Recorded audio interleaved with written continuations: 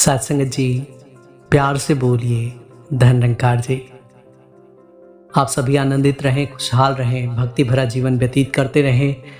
जीवन में हमेशा परमात्मा का एहसास और विश्वास को आधार बनाकर जीवन की यात्रा को तय करते रहें। इस शुभ भाव के साथ दास विश्वंभर मिश्रा आज की विषय के साथ उपस्थित है। आज का विषय है पूर्णता की ओर। सत्संगत कहते हैं, पूर्णमदा पूर्णमिदा पूर्णात् पूर्णमुदच्यते पूर्णस्य पूर्णमादाय पूर्णमामे वशिष्यते।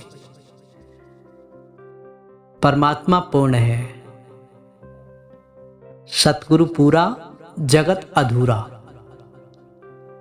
और सत्संगत कहते हैं कि हजारों शून्य हो लेकिन एक ना हो तो उस शून्य की गिनती नहीं है, और वही एक हजारों शून्यों के आगे लग जाए तो उसकी कितनी गिनती बढ़ जाती है, इसका अनुमान आप सबको है ही।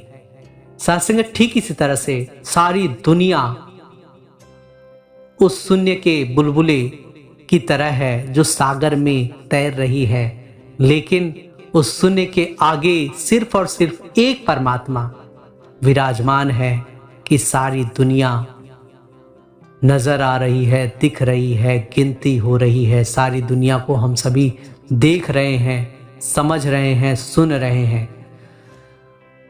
सत्संगत परमात्मा पूर्ण है और ये जहां भी विराजमान होते हैं, आत्मा के स्वरूप में कहें, जीव के स्वरूप में कहें, या जीवात्मा के स्वरूप में कहें, नूर के स्वरूप में कहें, ज्योत के स्वरूप में कहें, सत्संगत परमात्मा ही पूर्ण है।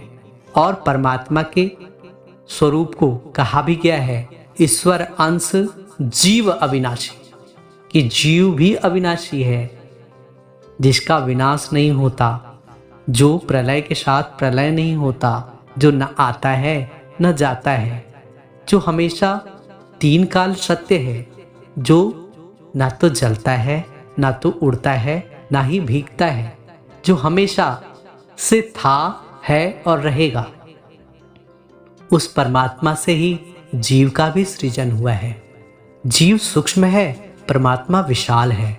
और सत्संगत महात्मा हमेशा समझाते हैं कि जीवन की यात्रा में एक जीव जब शरीर को धारण करता है तो जीव का मुख्य उद्देश्य सिर्फ और सिर्फ आत्मा को परमात्मा से जोड़ना होता है।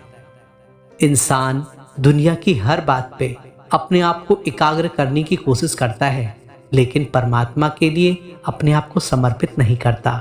इसीलिए वो 84 लाख योनियों में भ्रमण करता है। और 84 लाख योनियों में भ्रमण तो करता है, इसे हम भटकन भी कह सकते हैं। इसलिए कह सकते हैं क्योंकि एक आत्मा जो नाना प्रकार के जीवों को धारण करता है, माता के गर्भ में भी रहता है, एक पक्षी के भी गर्भ में रहता है, चाहे अंडे के स्वरूप में हो। और सत्संगत कितनी पीड़ा, कितनी यातनाएं जीव सह के पृथ्वी पे जन्म लेता है, फिर मरता है। 84 लाख योनियों में ये आत्मा कितनी पीड़ा सहन कर रहा होता है, इसका सत्संगत हम सभी अगर मंथन करें, चिंतन करें तो समझ में आता है। और इसीलिए महात्मा कहते हैं कि हे इंसान, अपना मूल पहचान, कि अपने मूल को पहचान लो कि तुम परमात्मा के अंश हो। अहम ब्रह्मास्मि, कि मैं ब्रह्म हूं, इस बात का एहसास हो जाए। ये बात महात्मा हमेशा से संपूर्ण मानव जाति को, सारी दुनिया को, ब्रह्मांड को ये बताने का प्रयास करते रहे हैं। क्योंकि सत्संगत जन्म मरण, जम जम मरे, मरे फिर जम में, कि जन्म लेते हैं, मरते हैं, फिर मरते हैं, फिर जन्म लेते हैं। ये प्रक्रिया 84 लाख योनियों में हो रहा है। लेकिन ये भी समझाया गया कि इंसान के स्वरूप में जब इंसान जन्म लेता है तो सत्संगत उसे मुक्ति भी प्राप्त हो सकती है। वो अपने विराट स्वरूप को धारण कर सकता है, लेकिन सत्संगत जब वो अपने आप को समर्पित करता है सतगुरु के चरणों में, परमात्मा की शरण में। और जो समर्पित कर देता है, फिर साथ संगत सागर में रहते हुए भी बूंद अलग नहीं रह सकती। और साथ संगत वो अक्सर आपने देखा है कि एक ढांचा है, उस ढांचे के अंदर अगर आत्मा है तो साथ संगत वो आत्मा तो ढांचे के स्वरूप में है। लेकिन जब आत्मा एक शीशी को देख लें, या एक बोतल को देख लें जिसमें ढक्कन लगी हो, अंदर भी पानी है और पानी के पूरे नदी के सैलाब में उस बोतल को डाल दें, पानी अंदर भी है और बाहर भी है, लेकिन मिलाप नहीं है। अंतर क्या है? उस बोतल का अंतर है कि उस बोतल के अंदर पानी है।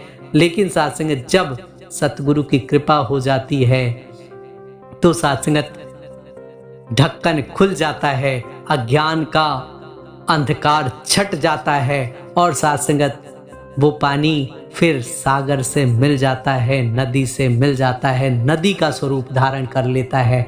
ठीक इसी तरह से इंसान के अंदर ये भाव बन जाए कि हमें पूर्णता की दिशा में बढ़ना है, तो साथ संगत न दुख न सुख न लाभ न हानि न जन्म न मरण, किसी चीज की चिंता नहीं होती। चिंता तो सतनाम की और न चितवे दास, जो कुछ चितवे नाम बिना सदा काल के फांस। कि परमात्मा के नाम के अलावा किसी चीज का अगर चिंतन नहीं है तो साथ संगत जीवन आनंदित है, खुशहाल है, प्रफुल्लित और पुलकित है।